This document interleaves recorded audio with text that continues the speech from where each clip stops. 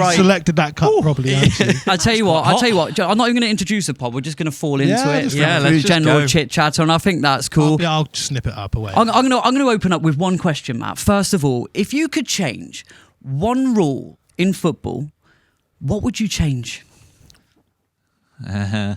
I'd put myself in charge of VAR. Oh, excellent. There's been a lot said about getting ex-players in who understand how the game flows.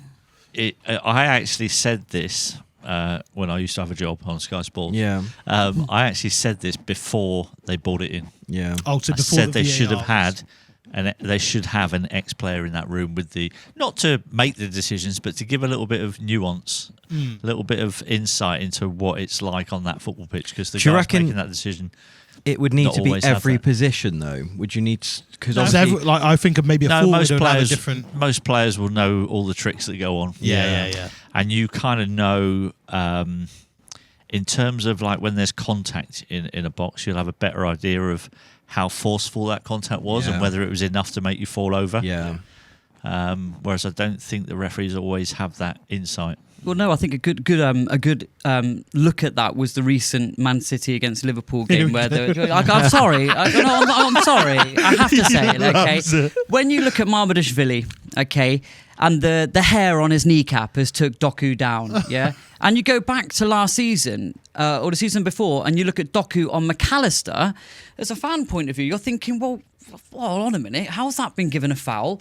And that one's not. So consistency is clearly an issue. And I agree with what you're saying. If there was a player there, they'll go, 6 studs into the sternum, for me, is a foul. A hair on a knee taking grazing, sort of going down. a slight grazing of... And listen, what frustrates me more than anything is when professional players themselves come out and go, well, when you're travelling at speed, it only needs a little touch and it puts you off balance and you go down. To those people who say that, go and have a look at what George Best did. Yeah. Go and have a look at the tackles that he used to ride when he was trying to get lumps taken out of him. Yeah. And he used to stay on his feet and still carry on dribbling. Like the slightest touch will make you fall over if you want to fall over. Yeah. That's what it boils down to. That would be something that's predetermined in your head.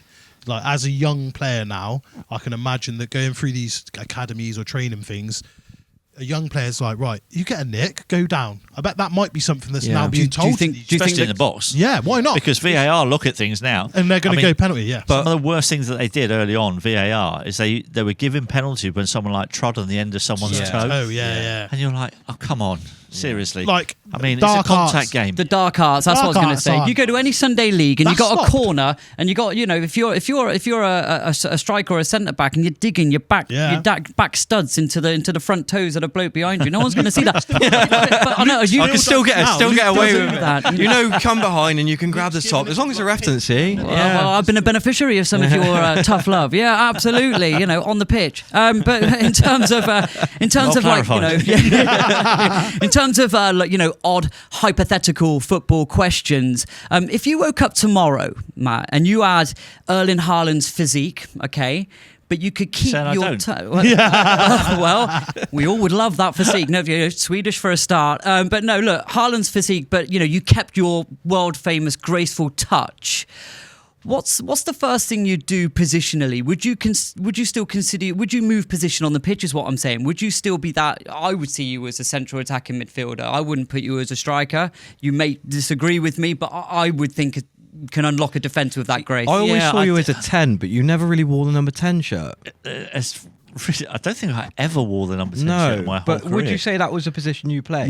I think you created for a period of time it was, but not like the majority of my career. The majority of my career was spent probably in a 4-man midfield, wide right or wide left. That was like most of my formative years were in that. It was only really when Alan Ball came into Southampton that he actually moved me into a position. I didn't really have a position on the ball. He basically just said to me, go where you want, just go and find the ball.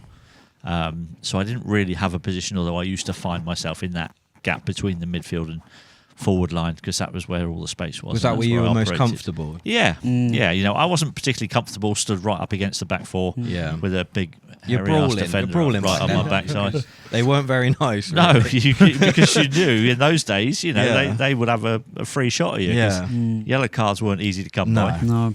So I always preferred to kind of get in the little gaps and receive the ball on the half turn, so I wasn't just getting smacked as soon as I received the ball. So in terms of the question, obviously, if you woke up to you had that physique of Haaland, would you consider a change of position?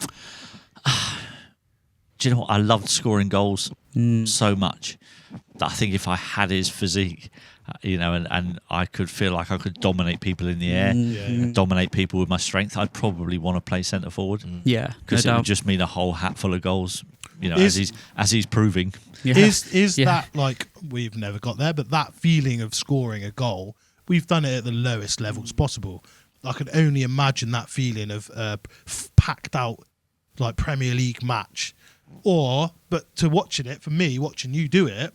Once it's done, it looks very blasé. Like it's something like, wow, I'll just do another one in a minute. Like for me, I'd have too much excitement. I'd be like, what, running around like a little boy. I know what you mean. I know what you mean. If I think back to my first ever goal for Southampton, my celebration for that goal was very different to what I probably celebrated any other goal in my career.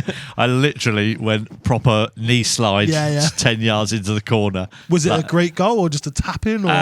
So I mean, it wasn't a great goal, but to you it would have. So it was a ball, long ball played up. Centre forward went up for the flick on. It was Colin Clark. He didn't touch it, but the defender did and flicked it on. I'd read the flick on. So I've gone beyond the defence. Ball's bounced. Chris Turner's come out, and I've lobbed it over the top of him. And it was like just lobbed it over the top of him, left foot lob over the top into the goal. So I've now properly, because it was wet, like it'd been raining that night. I've gone proper knee slide into the corner, and then realised I might have been offside. And I literally did the knee slide, and then like that, flag stayed down. Flag stayed down because it didn't come off Colin Clark; it came off the defender. Good. Like for yourself, you ended up in the Premier League, but you grew up on an island. I did. So how has it come about? How have you gone from? Did you have a local team there and got scouted and moved to the mainland, or? Well, I did have a local team in Guernsey, a club called Vale Recreation. So I played for them pretty much throughout my childhood, except for one season where I went and joined the team across the road from them because a few of my mates were playing in that team, so it was a bit controversial at the time. You did make one transfer then. So I did that for one season. So I spent, most of my family played for Vale Rec. All my big brothers played for them. A couple of them went off and played at other teams, but so I was with them the whole time. Played for my school, and I represent my island. Okay. And it was whilst representing the Ireland team that I got spotted playing for Southampton. So I was playing for the Guernsey under-15s. We had a tour of Hampshire, and one of the games we played was in Southampton, and I was spotted in that game by a scout. And I was invited for a trial, and I came over for a week's trial. At the end of that week's trial, I got signed as an associate schoolboy, and about a year after that, the decision was made as to who was going to get the scholarship, the YTS. We were on the YTS scheme at the time, so there was 9 boys chosen, and I was one of those 9. What was sorry, Luke? Lee. I've lost all control. When you obviously, how old were you when this is going on, and what was that first pay packet like? I know I've heard you on other podcasts say it's not really about the money, and we love the football coursing through our veins too, and we get that. But how old were you, and what was it like just getting that paycheck for doing something that you loved? Yeah, well, I think I was nearly 15 when I was spotted in that game for Southampton. I'd also, before that, gone to live in Oxford. Okay. So Oxford was the first team that kind of showed an interest in me, and I moved out of Guernsey, went to live in Oxford, but only lasted about 3 weeks. What sort of level were Oxford at the time? They were in the 2nd division. Right, so still a good standard. So yeah, this was in the time, early 80s, when Jim Smith was the manager of Oxford. They had a pretty good team. Yeah. I could probably still name quite a few of the players there, but that was my first real experience. Like used to go to the Manor Ground and watch a few of the games there. It was a cracking little atmosphere, lovely little stadium. We've got a few friends actually that are Oxford fans. Actually, so they were the first football club that I was actually involved with, but it didn't work out there. The Southampton stuff happened, so I then became I got offered a YTS scheme, and I left Guernsey in July went to June 1985. Started on the YTS scheme on £26 a week, and we got paid every fortnight. So it doesn't sound a lot of money, but in 1985, that was a good. That was it was different times, obviously back then. But that was also just money that you had to spend, because all your accommodation was taken care of, all your food was taken care of. You're given a bus pass. For the local area, you could just hop on and off whenever you wanted, or like just in general, anywhere. It would cost, I think it was £32 for a month's bus pass, and the club would pay that for you. So in theory, you're £26 plus your bus pass. That's £50 worth of. And all your food and all your accommodation is paid for. So it's just like, and that bus pass money didn't always get spent on the bus pass. They used to give it to us and trust us to go down and buy the bus pass. Some of us worked out that actually the bus drivers, when you showed them the bus pass, didn't really look at the dates on it. So I think one of my bus passes lasted about 6 months, so it was quite handy. Just pocketing £32 every time. Absolutely.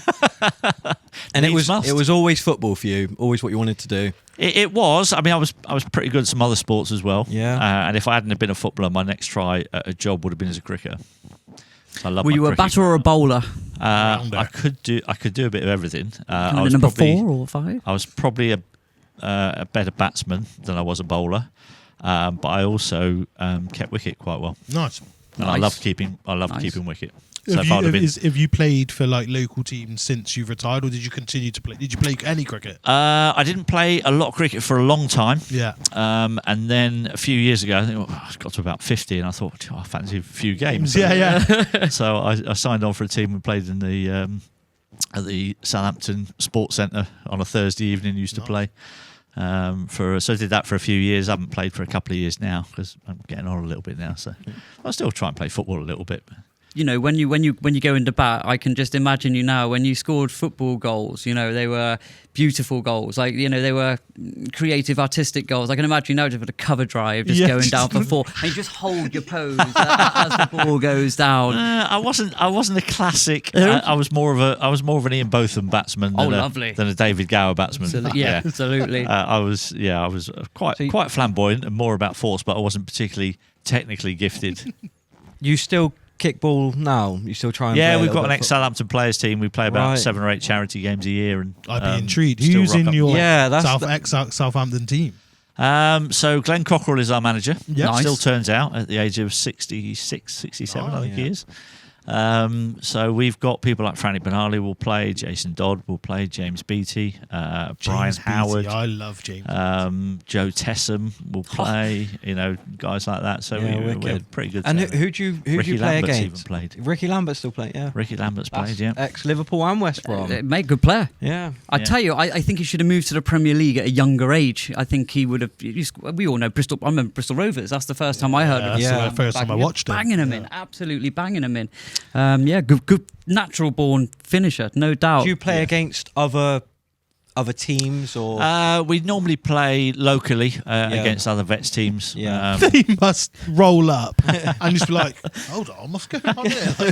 They know who they're playing against. They book us. Okay. They book us to go and play Are they nicer to you because charity. of who you are, or do they try and give you a little bit more? There's a little bit of both in there. They want to win. There's some respect, and there's some guys who are very keen. Yeah, who want to. The thing is, prove a point. Even though we're 50, they're better than us. At any standard of football, even now, whether I'm playing 6-a-side, 11-a-side, with my son in the living room, someone's having it. Yeah. Do you know what I mean? Like, there's no prisoners. Like, we still have some competitors in our team who of course. who don't like losing, and if they do take what they think is slightly unfair tackle, they will look for retribution. Yeah.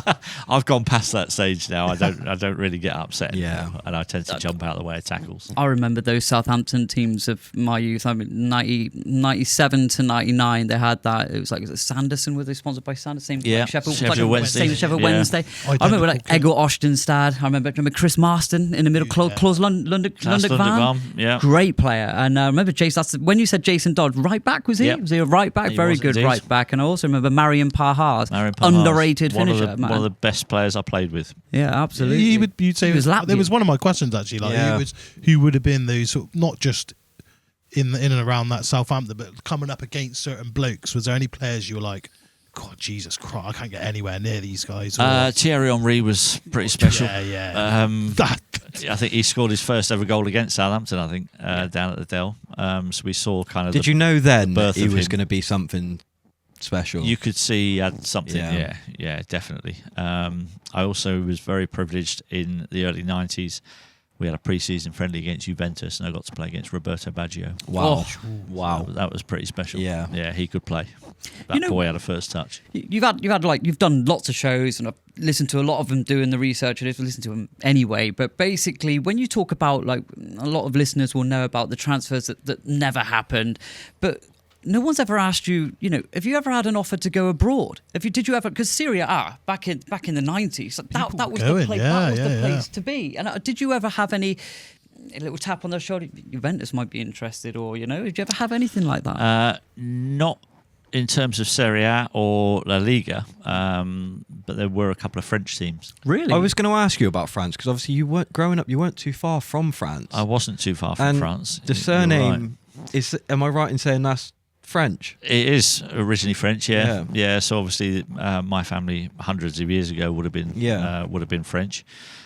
We've been in the Channel Islands for quite some time now, so I didn't actually qualify to play for France because I didn't have any French grandparents. Yeah. Okay. Although Graham Lasso did. Graham Lasso had a French grandfather, so he could have played for France, but I didn't. So it was always England for me. And you're right, there was some confusion because back in the early 90s, or about 1990, Michel Platini was manager of France. Yeah. And his assistant manager was ringing my dad in Guernsey, asking my dad to try and persuade me to go and play for France. Yeah.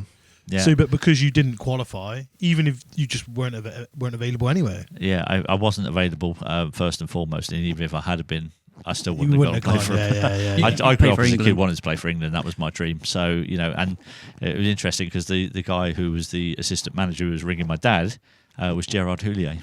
No. Great manager. So he would have been. That would have probably where he started, or lower before he went on. Houllier, he was really big in France before he even came to Liverpool. Yeah, so he was assistant manager at France to Platini. So he's on the blower trying to. So he's on the blower talking to my dad, going, "Can you talk to someone to come and play for France?" I wonder how different things would have been, because I might have won a World Cup in 1998. Look at that, playing alongside me and Zidane in midfield. I'll tell you what, mate. Me feeding the ball through to Thierry Henry. Absolutely. Yeah. You know that? Zidane. Imagine. Henry. Le Tissier. Absolutely. Oh man, I mean, international footballs. We part of the England Supporters Travel Club, so we obviously go home and away, and we went to the Euros. We did that. We went through all the emotions in the final when Palmer scored, and we're on the attack for the next 5 minutes, thinking now's the time, and then Southgate retreats back into his shell. But that's another story. Yeah. But I mean, obviously, international football. You did get a couple of caps for England, as we all know.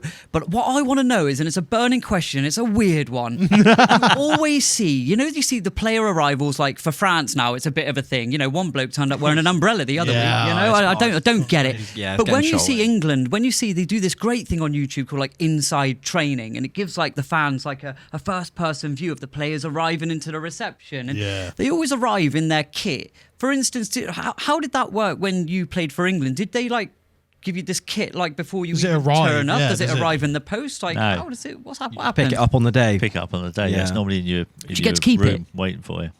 I would have stolen the training kit. Yeah.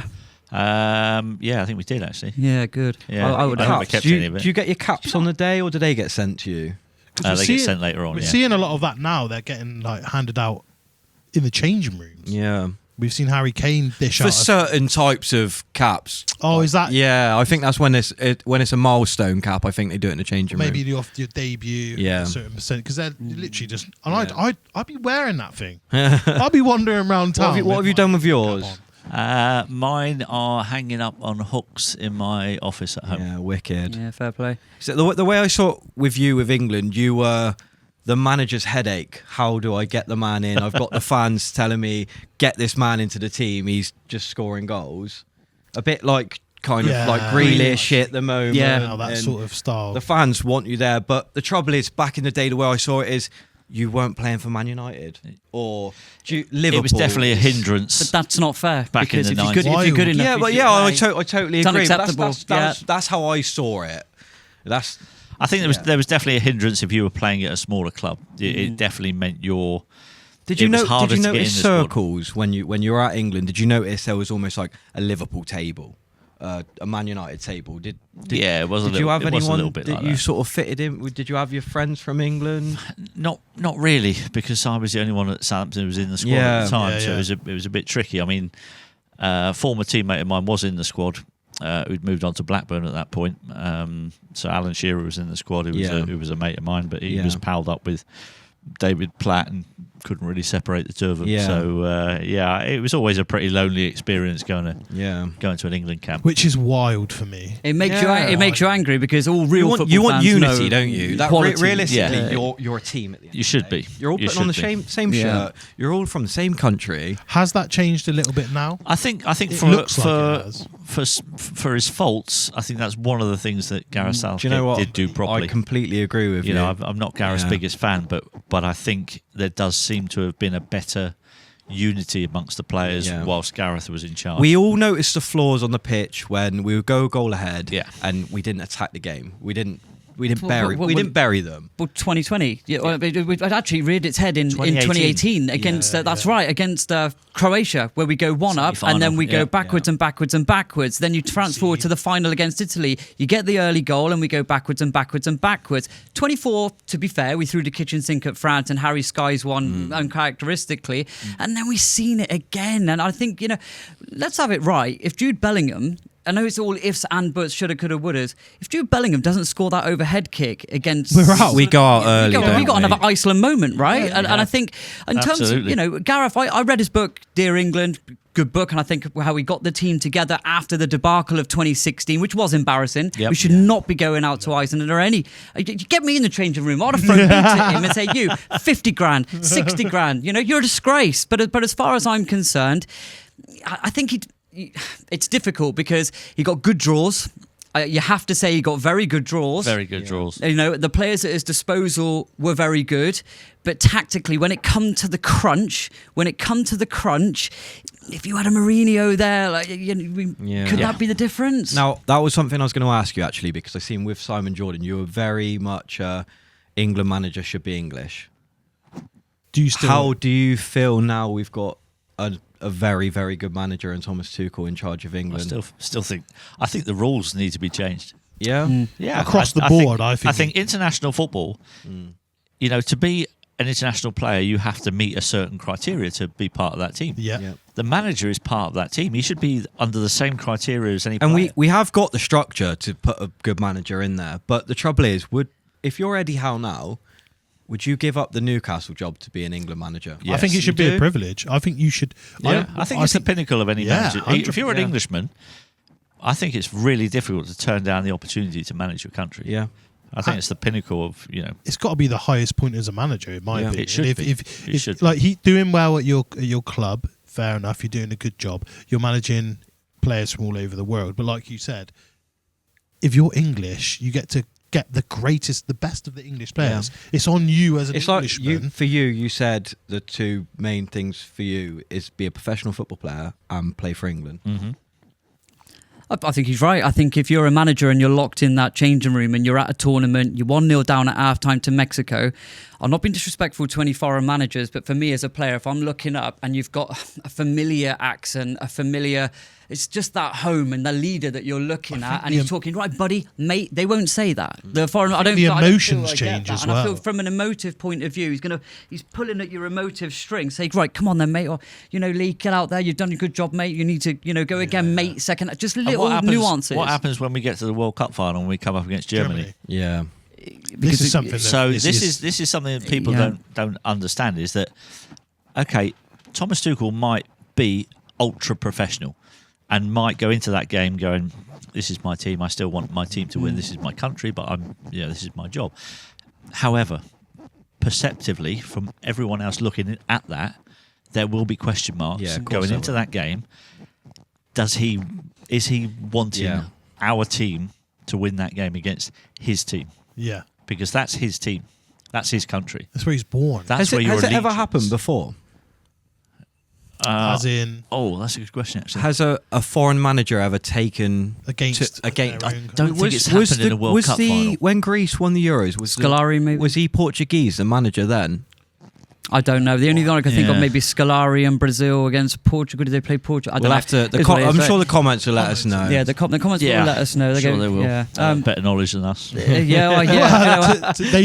God someone is mate. I get this we've had some badly. Don't give anybody a podcast these days. But where are you? Yeah, you're at home. Yeah, with your gravy-stained T-shirt, making comments to me. Who are you? That's what I want to say. Anyway, yeah, calm down. Yeah.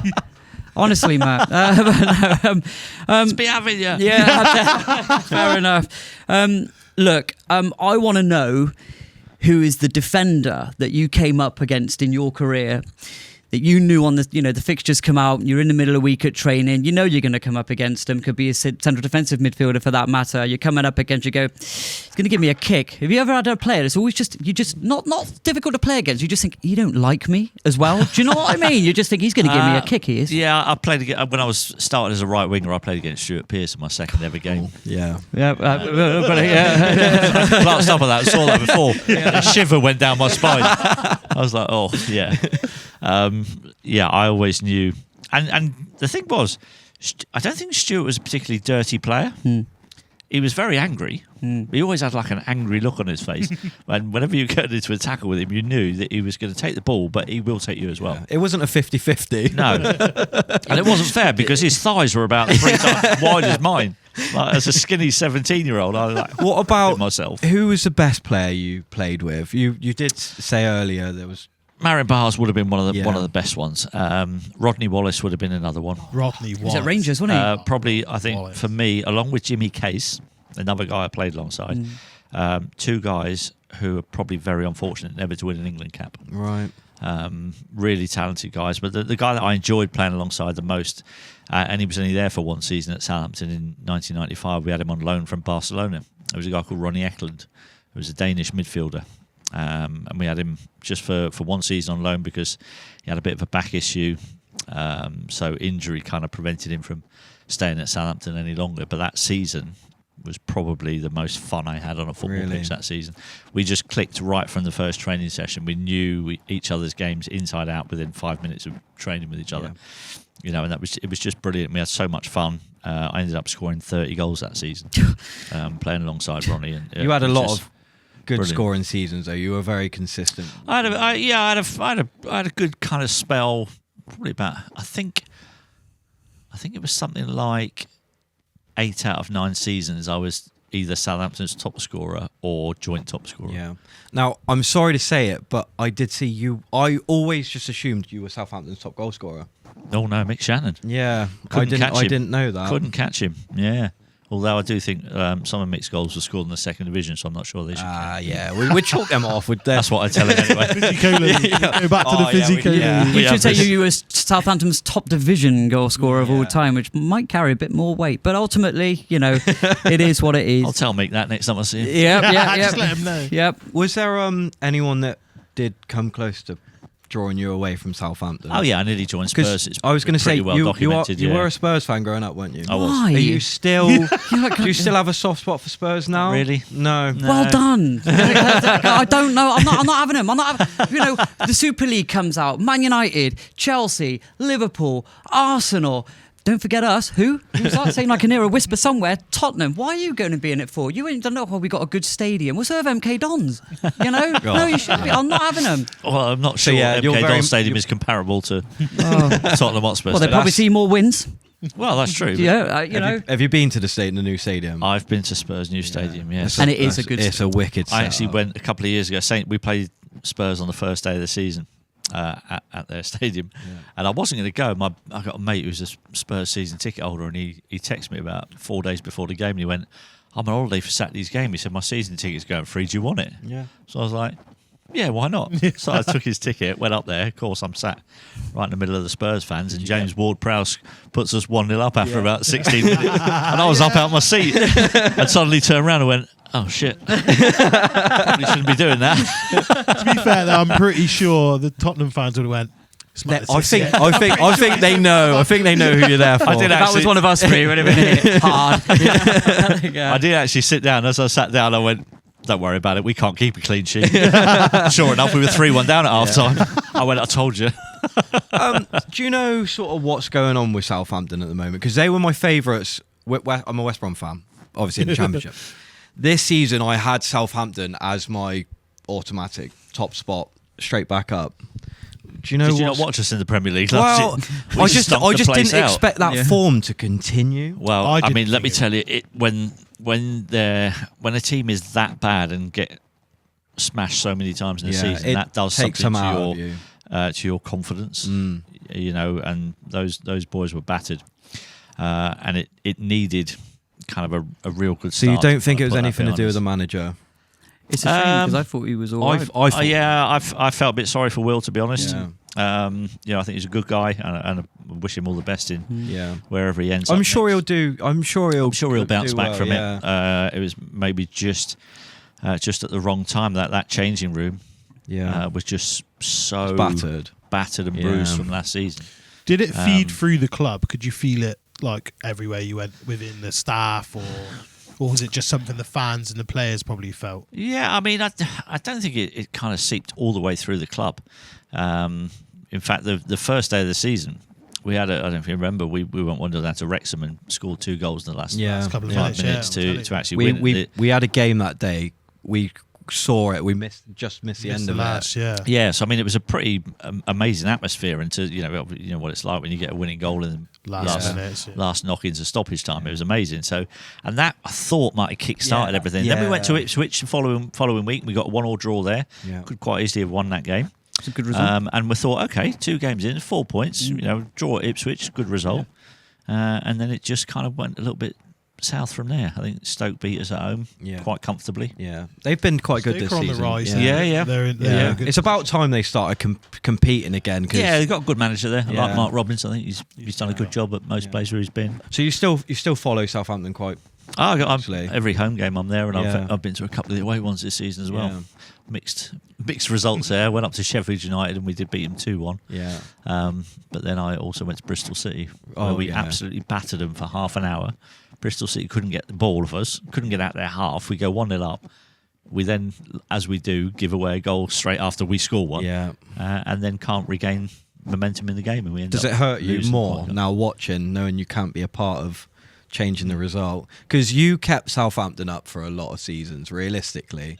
I mean, I needed a lot of help to do that. Obviously, I did. I'm not saying you carried I did a lot of the work. Without your goals, you know they would have struggled. Yeah, of course. But I've always been the first to admit there's a lot of things that I can't do on a football pitch very well, and that I need people around me to do that stuff for me, because they have to go and get me the ball. You know, once I get the ball, that's when I come alive and I can create things. You know, out of seemingly impossible situations. I can score goals from places that other people couldn't score goals from. But there's a lot of things that I had to defer to other people because I couldn't do on a football pitch, and I was the first person always to acknowledge that my teammates, you know, I needed them around me to be able to do the stuff that I could do. Yeah, it's a classy response. We'd expect really nothing less from yourself because you carry yourself with such class. Shouts is a brand new football prediction game. Predict the scorelines and goal scorers to earn incredible points. Compete against your mates in mini leagues and across the world on the global scene. Best of all, it's free to play. And now with an incredible £1,000 cash prize on offer, it's the right time to download from the App Store. Now that's a shout. So, as we are now talking about Shouts, our joint primary sponsor along with Hybrid Sports, they've actually given us a Christmas present this year. Hybrid obviously delivered us this episode, and now Shouts are going to deliver us these mystery shirt boxes. So what we've got is I've got a shirt for each of us, so we're going to have a little unbox and see what we've got. So just before you unbox them, mate, I've got the extra large for myself. I want to tell a story to the listeners and the viewers. While he's doing it, on a previous podcast I got in contact with a mystery shirt seller and said, "Do you know what? We're doing an unboxing for YouTube." I said to him, he said to me, James, I'll tell you what, mate, I'm going to get you a brilliant shirt. I can promote my business. We'll do what the influencers do. We'll give you a great shirt.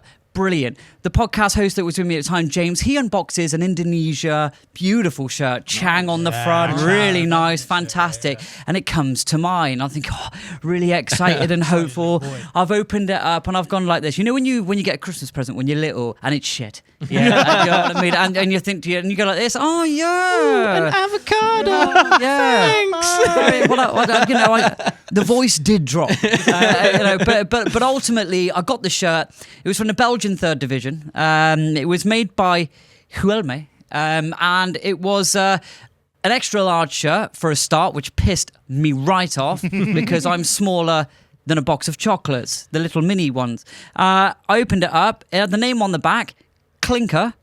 You know, he could have been the bloody kit man for all I know. It sounds with no shirt number at all. Sounds like he took the piss. They've gone to like the club shop, and he's gone, right, you get the name and the number for £12, but the bastard paid £6. Kid's got £5, so he's ended up with just the name on the back. So we're on a quick one. We're in the middle of an episode, but you know what? We're just going to drop in a mystery shirt unboxing. Who wants to go first quickly? This is one of the prizes you win. Yeah. Yeah. So what the shout's going to be doing is each week, once the points are racked up, the winner of that week, they'll be receiving one of these boxes. These are just from the standard account. So obviously then there is the premium accounts you where can the get prizes where the prizes do go up from match days, tickets to away days. Trips across Europe. Just some really wicked So these things. are going to be what you are going to win if you pick up the maximum points for the week. So let's start with you, James. Would you like to going to go first? Do you want to hold the microphone? Yeah, let's do that. Here we go. I'm praying this is better than a Belgian 3rd to get. I'm not going to be happy. I can tell you this now. Mitch and the boys, I have every faith. Okay. You know Ricky Gervais, when he meets that woman, he looks around, he goes, oh, for fuck. Right then. Whoa! Hey. I am very happy take with your this. card. What have you got on let's the card? see, yeah, let's see the card. It says certificate of winning. It says competition winner. So this is what you obviously receive. This is what you receive if you win a competition on the free version of the Shout app. Now, as we open it up, this, for me, is welcome in my house anytime. That is a beautiful range. I'm going to wear that with pride. Nearly took my eye out.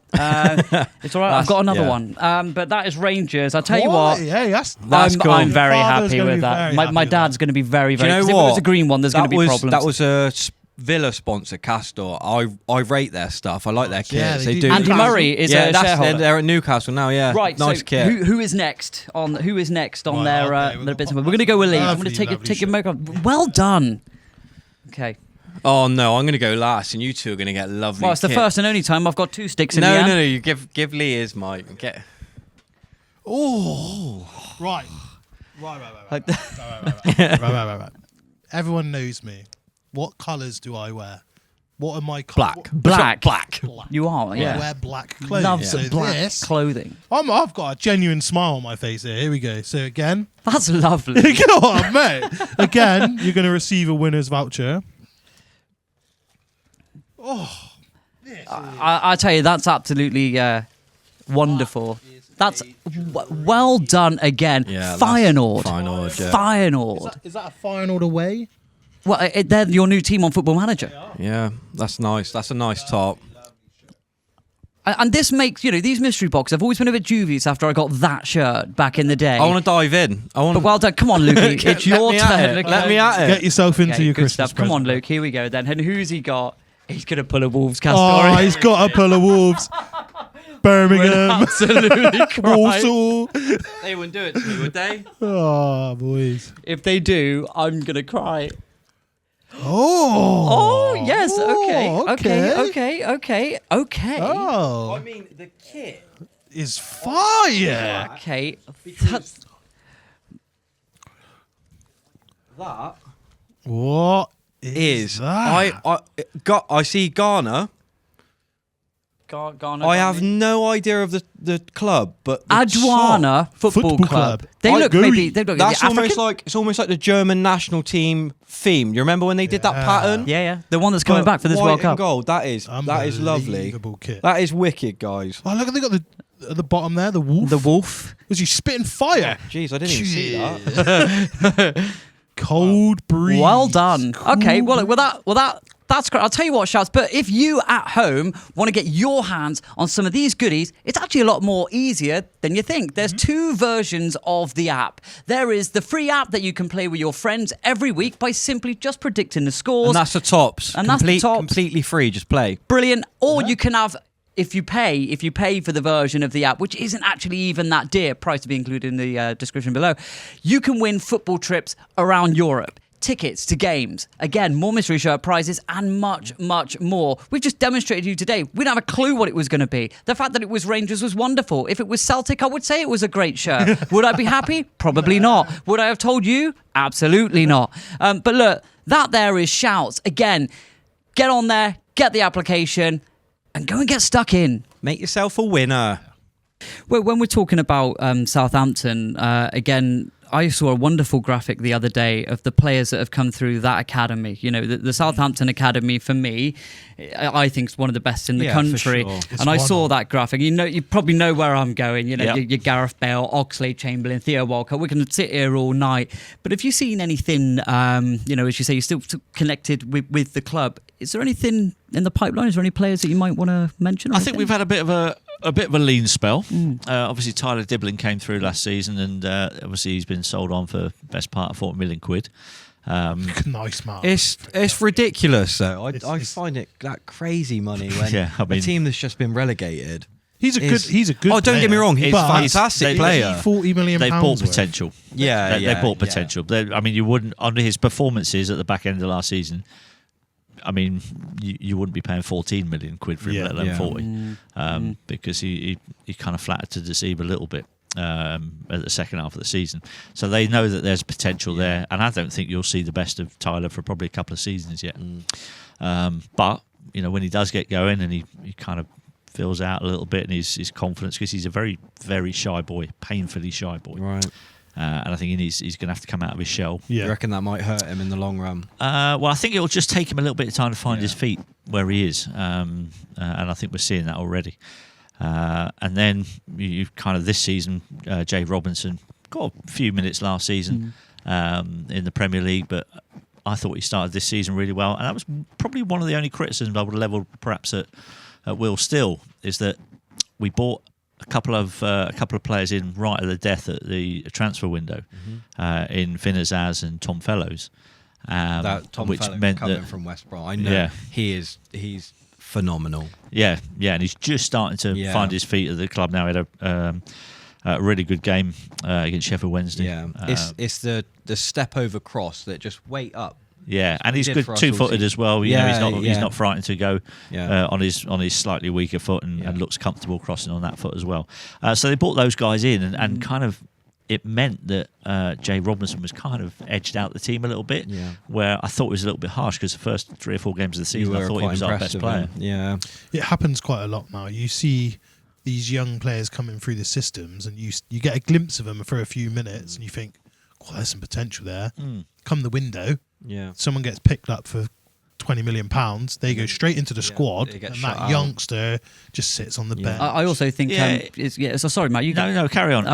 Sorry, mate. Carry on. I'll chip in a minute. Thank you very much. No. Sorry, if you want to go, you can go. But in all seriousness, I think that when we're looking at youngsters and pathways into teams, for instance, if you had an English kid, called, I don't know, Tom Smith, he's played 2 or 3 games, and that you mentioned that January comes up, and the club go and spend £25 million on Tom Smithinho.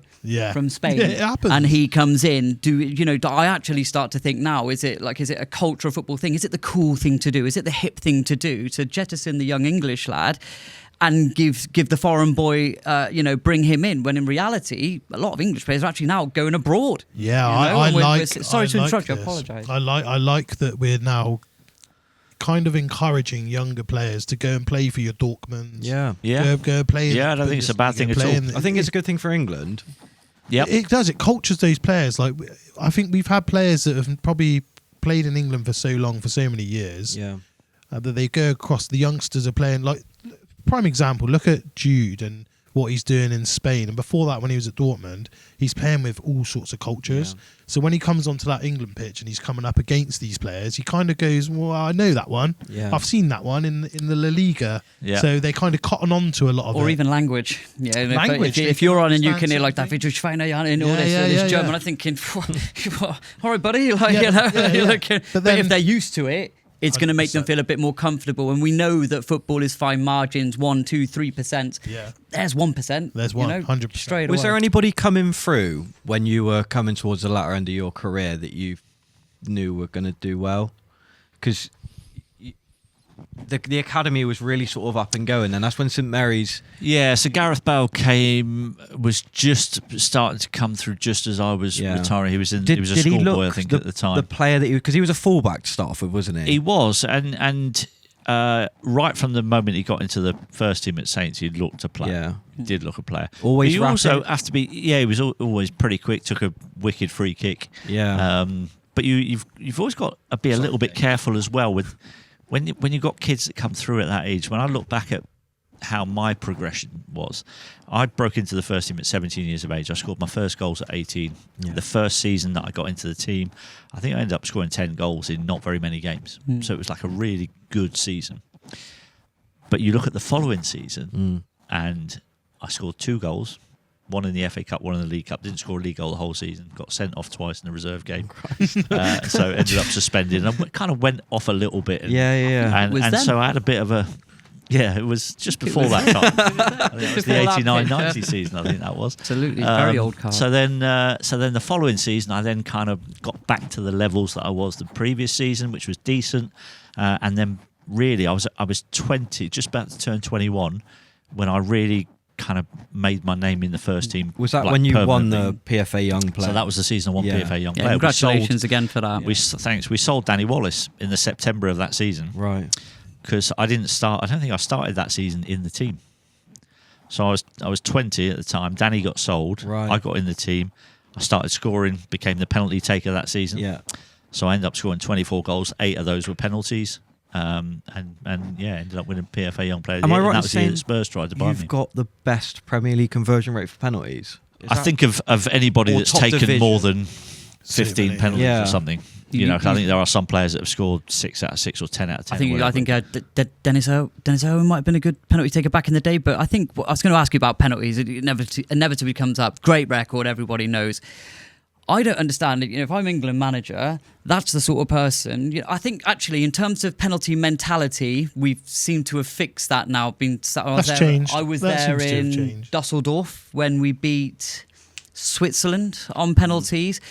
But before, I'm staggered as to why they don't go and ask people like yourself, because surely it's a mental thing. Definitely but you're just 12 yards. It seems easy. Should it be? They easy? shouldn't have to ask though, because if you should put yourself forward, I think. Really? I don't think I that have on a several youngster... occasions and nobody's asked me. Yeah. So I've done interviews before pretty much nearly every World Cup since I've retired. Yeah. And people have asked about penalties, and I said, well, they've only got to ask. I'm quite happy to go in and talk to the players about penalties, but have you ever had a manager tell you where he wants you to put the penalty? No. Because I've always thought you're more than capable of put it in any corner. This is why I'll these tell him where water to go, I mate. feel like fascinating. I feel like part of it is the deciding. When the water bottle These comes water out, bottle he knows where I'm things going to go.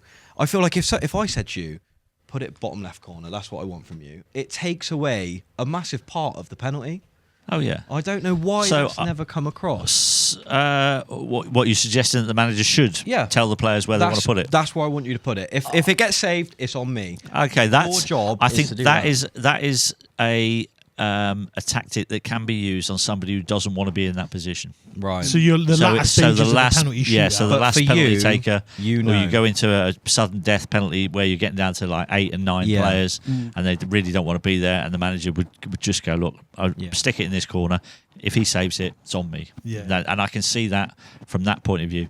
If you're telling that to a regular penalty taker who likes taking penalties and knows what he's doing, I'm going to piss you penalty off. taker would go, That's exactly Butt the out, mate. Right, okay. My job. I know what I'm doing here. Without ruining the veterans football, do you have a favourite spot to put your penalties? What now? Still, Still to this day, or throughout your career, was there somewhere like that is where I hit it? That's my spot. So my first option where I wanted to put it was to the goalkeeper's left. Yeah. But I always kept an open mind right until the last second as to whether or not it went there. Did you ever laugh at some of the keepers are going to try things, aren't they? Come out, do different things. What did you just? I don't know. I haven't looked at enough footage, but did you just put the ball down, keep your head down? I'm blanking him out. I don't care what he's doing. That ball's going in your head. It's like goal. As soon as you got a penalty, Yeah, goal. I didn't make eye contact with the goalkeeper. I didn't want to give him the chance to. There's a lot of faff with penalties nowadays. I was just about to say penalties. There's a lot of the captain will pick the ball up and then he can have all of that, and then give it to the bloke who's actually taking it. It's just a bit. Even the way that they're taking them now, it's become like a how would you feel about the run-ups the nowadays? walk up, jog? I don't like all the fancy run-ups and the stuttering before the ball. It's when it goes wrong. And that's the you thing. You look at twat, that's the thing, and that is why in 48 penalties I never tried to chip it down the middle. Yeah, because if the goalie stands there, yeah, and catches it, you look like an absolute twat. It was the Crouchy one for me. That. The Crouchy one for England for me is when he's on his hat trick. He takes a penalty and he just chips it. And they said to him why? And he's like, well, I don't know. Why did you just strike the ball? Like you can't. It's not like you can't strike it. I think Gary Lineker also had a chance to equal Bobby Charlton's goal scoring record with a penalty, and he decided to do the Panenka and he got saved. Was Taylor right? Was he right, Matt, to take him off? Do you think to have that? Because I think I've always been brought up in a house where I've always been told what you say about that, and where they said that Taylor took him off but then I would argue back and say he had the chance and he tried to be funny by chipping it. He tried to be a bit of a show off, in my opinion. That wasn't the same game, though. Was it not? Talking about the same game. So this was against Brazil in a friendly, I think. Oh, okay. Because I think, all right, the Sweden game you're on about. Right. Okay. Well, I'll hold my hands up. The Carlton. Do I not like that? Yeah, that wasn't that. Was that Was that Holland? Yeah, it might have been Holland. I did feel sorry for him there, though. They did rob him in that match. Koeman. That was a clear. I told him that when he was Southampton manager. I think. Did you? Does he ever say anything about that? Do you ever say, "Oh, it's not for me, not at all"? He was one of the better managers for. I think the 2 years Ronald Koeman was manager are the best 2 years football I've watched at Southampton. Poch gets the flowers, but Koeman got above. Koeman was mid-table. Both 2 seasons that Koeman was there were both better than Pochettino. One full I think that gets forgotten. People don't really talk about that. Absolutely, it goes under the radar a lot. It does, because he came in and we didn't have much of a squad when he came in, and he bought Pella. Yeah, he bought Mane. Tadic. Dusan Tadic. That front line. Didn't he have Schneiderlin in there and Wanyama? Schneiderlin was already there. I think he bought in Rui Fonte. Wanyama. He bought in Oriol Romeu, who's just come back again. Underrated player. Victor Wanyama was a good player. But I remember Romeo was a Chelsea Barcelona, was he's a La Masia product, I think, central midfielder. I think it's a bit of a untypical La Masia product, where it's a bit more hard and a bit more good play. Was there ever a manager okay, I want to talk about Graham Souness. I want to talk about Souness as Southampton manager. A lot of people forget he was actually Southampton manager, Yeah. When I tell people that he managed me, they were like, really? I don't remember that. Yeah, because I think, didn't that one event happen under him? Can you just please, for my sanity, please just tell your version, because you've seen it. What happened? Yes. So, well, firstly, back in the 90s at Southampton, obviously we didn't have a lot of money, and so we would always have players coming in on trial. We'd try and unearth some nuggets from non-league, and so they'd come in and train with us, and within about 15 or 20 minutes, whether or not someone can play football or not, whether they're decent.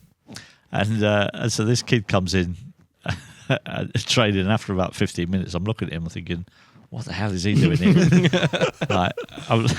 couldn't trap a bag of cement, honestly. It was, and I said to that, I actually thought he'd won a competition. A local Make paper a wish.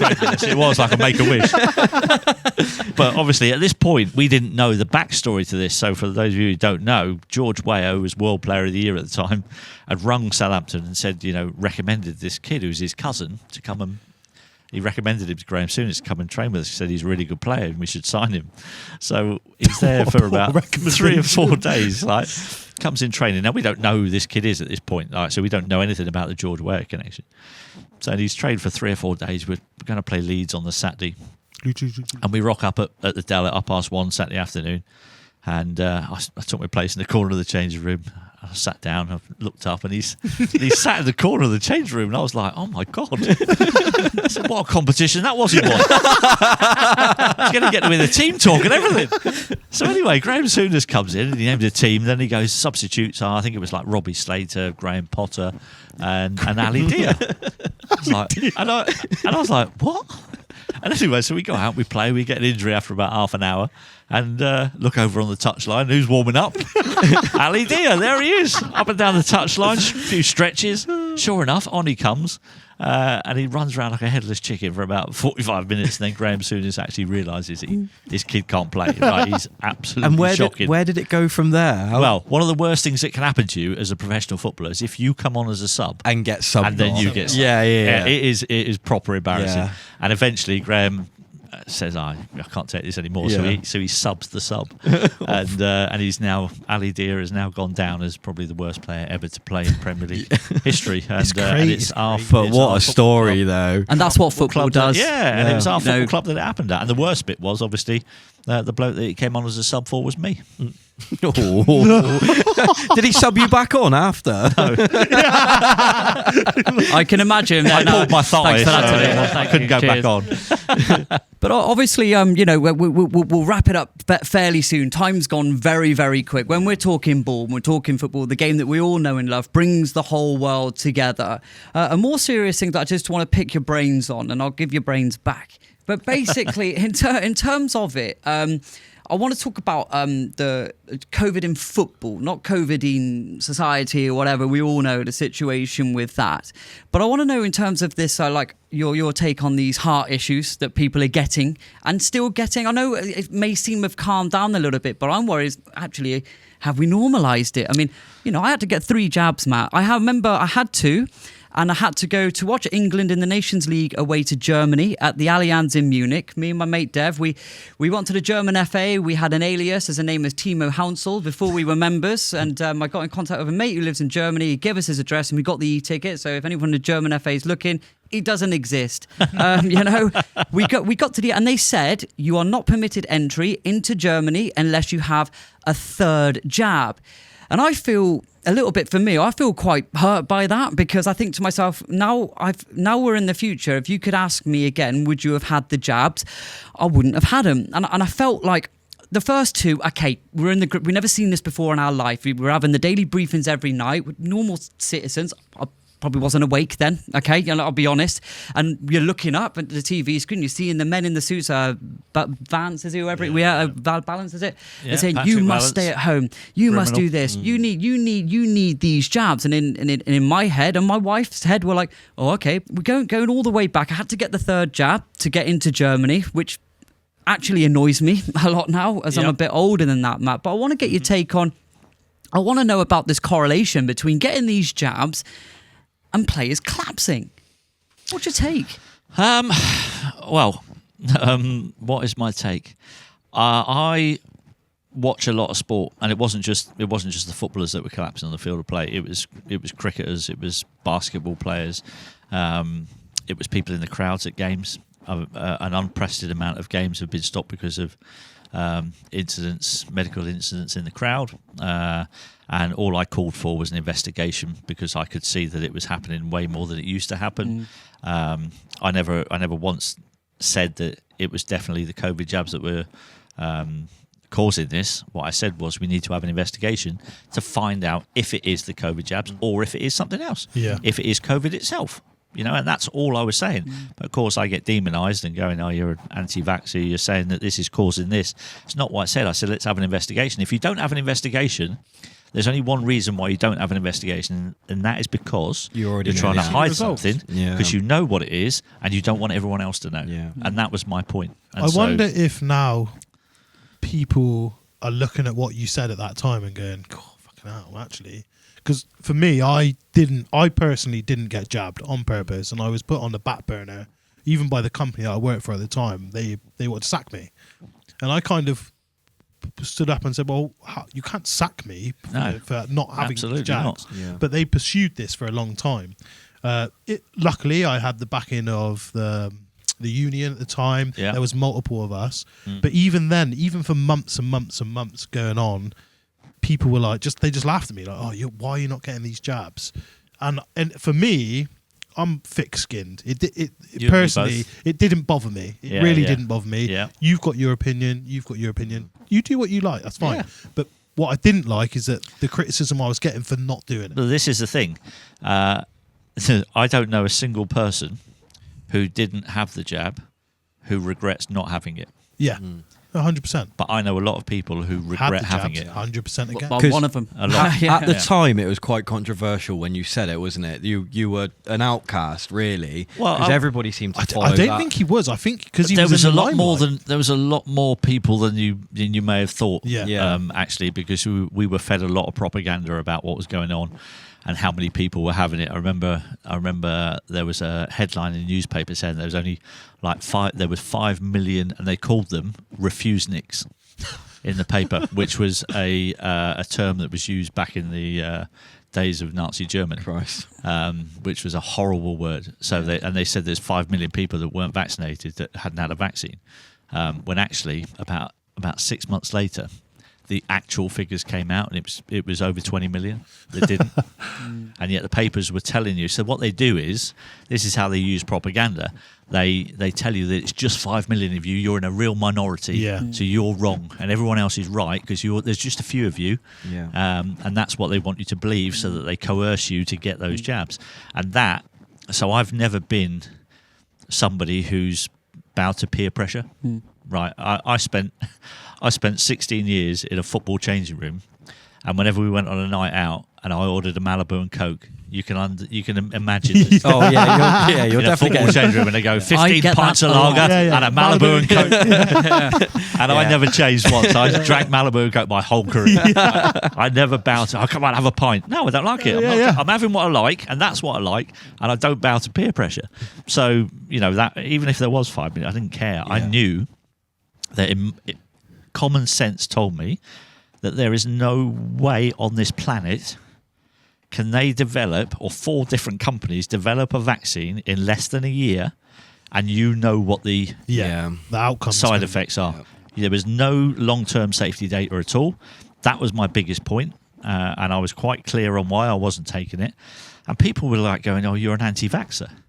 And I was like, for a while, I was like, how can I be an anti-vaxxer? I had all my vaccines as a kid. Yeah. Like, I did have a flu vaccine when I was about 28, and it gave me the flu quite bad, and I had a bit of a reaction to it, so I never took one again. I was 28 when I took my last flu vaccine, and I can tell you in the last 30 years, I've never had flu. I've never had a vaccine since I stopped taking the vaccine. Never really been ill.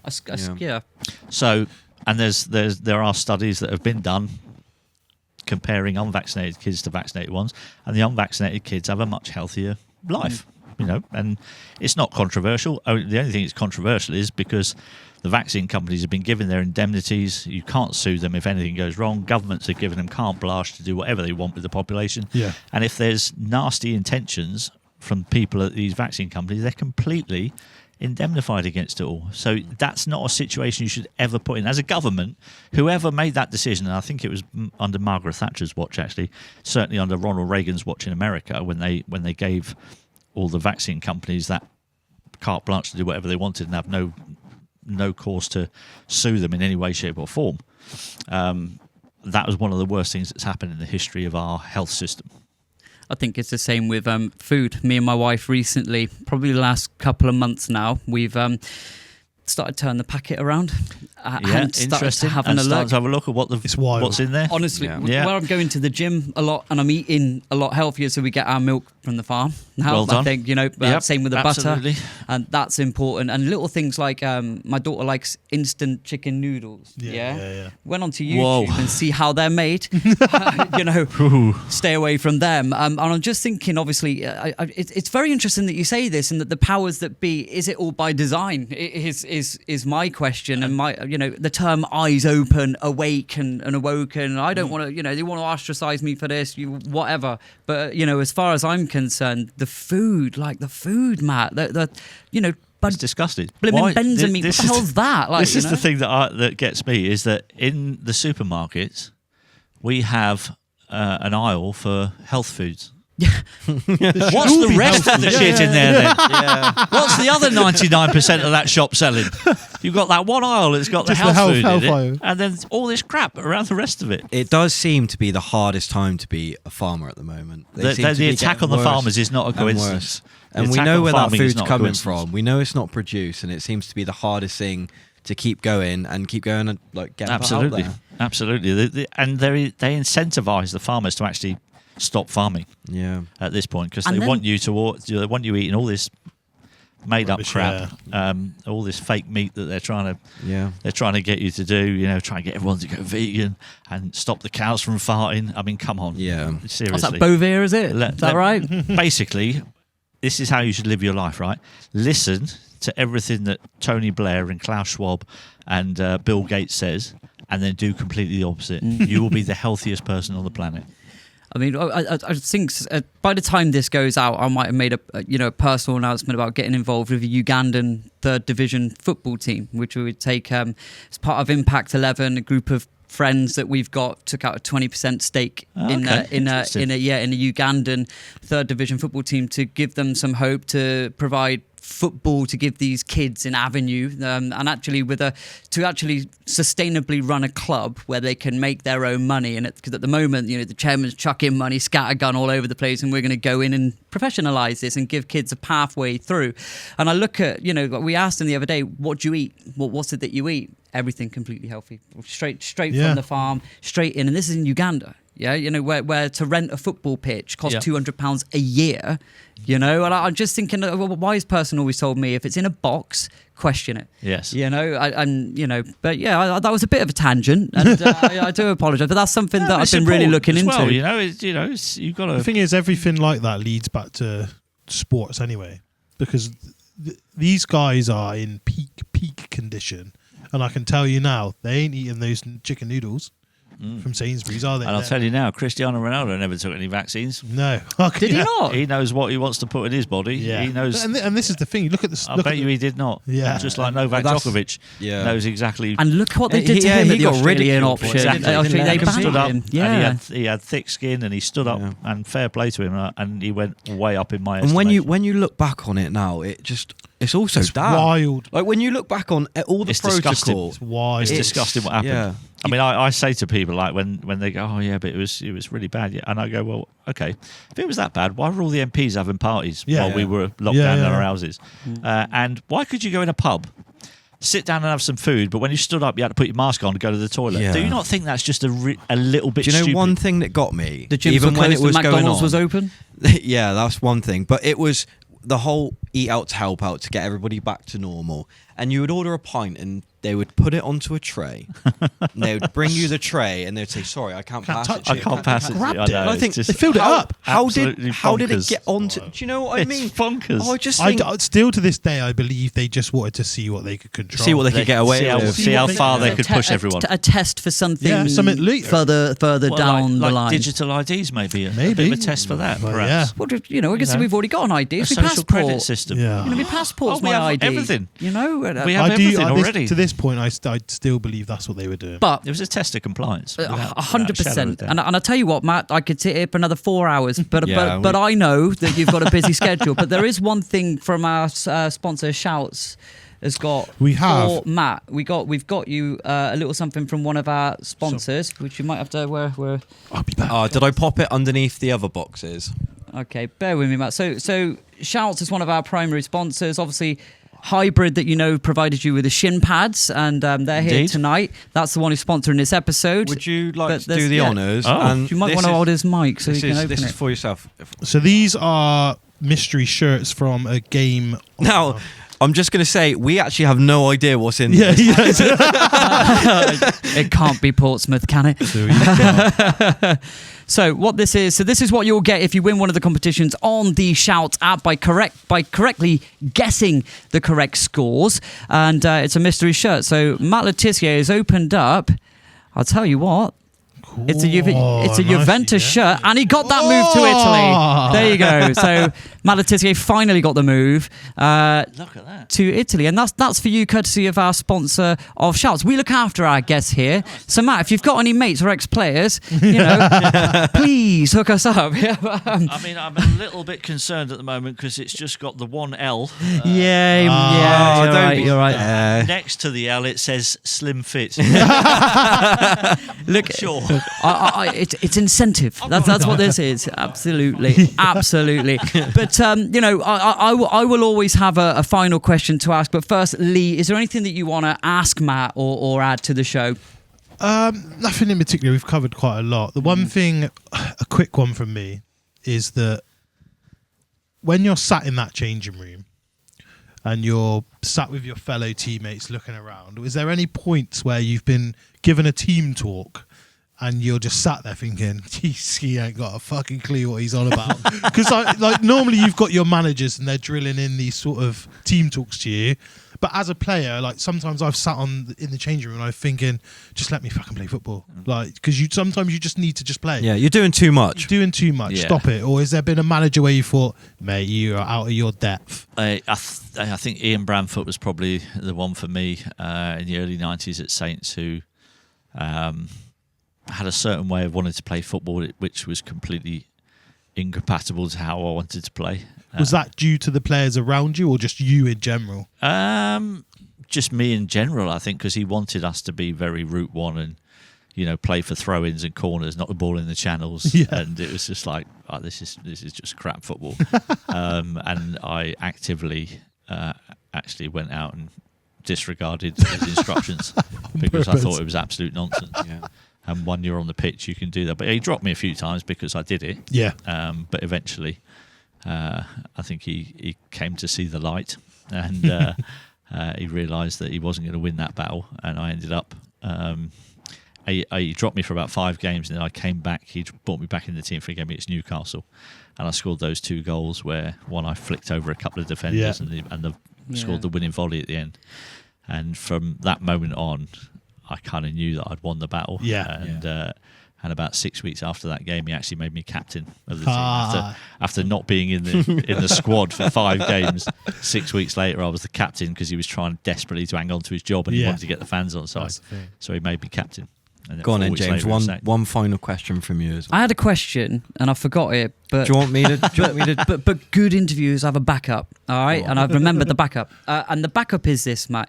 If you could bottle any moment that you had on a football field, a pure elation that you could just revisit for one moment and feel and live that moment, what would it be? Last goal at the Dell. On the turn? Absolutely, without a shadow of a doubt. My last ever goal for Southampton, but to be the person that scored the last ever league goal at the Dell is something that no one can ever take away from me, and it made it all the more special because it was a winning goal against Arsenal, and it wasn't a bad goal with my weak foot. A little half volley on the turn, and the noise that the stadium made that day when that goal went in will live with me to my dying day, and that would be the one moment I would want to relive over and over again. Cool. Luke? My final question for you is, what would be your starting England squad now going into the World Cup? Off the top of your head. Could have given me a little bit of notice. Sorry. Should have given you some prep. Off the top of your head. I mean, obviously, the forward players are the ones that I kind of have much more interest in. I'm going to say that's probably the hardest area to pick. Exactly. So you obviously, Harry Kane is... set in stone. So that's the key is the 3 players for me that sit behind Harry Kane. And if we can work out the 3 that are the best combination of them, I think we have a chance of winning the World Cup, because I think we got... Do you have personal favourites players? You want? I think for me, Jude Bellingham has to be in there. I know that he's been left out the squad, and Morgan Rogers has done okay, but I don't think Morgan Rogers is not at the level that Jude Bellingham is at, quite frankly. Bukayo Saka is probably no one better than him coming off that right side and curling balls into that far corner with his left foot. I'm a big admirer of Phil Foden. Can you find a place for him in the team? I don't know. I like Jack Grealish. Yeah. I think if not in the starting 11, I think there's nothing wrong with having Jack Grealish as an option off the bench.